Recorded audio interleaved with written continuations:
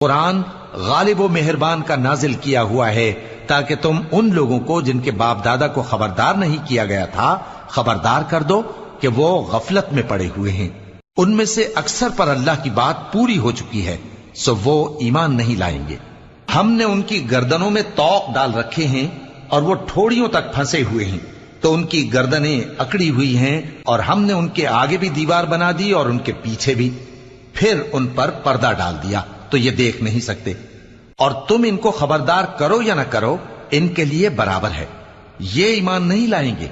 تم تو صرف اس شخص کو خبردار کر سکتے ہو جو اس نصیحت یعنی قرآن کی پیروی کرے اور رحمان سے غائبانہ ڈرے،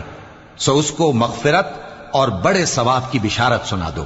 بے شک ہم مردوں کو زندہ کریں گے، اور جو کچھ وہ آگے بھیج چکے اور جو ان کے نشان پیچھے رہ گئے ہم ان کو قلم بند کر لیتے ہیں،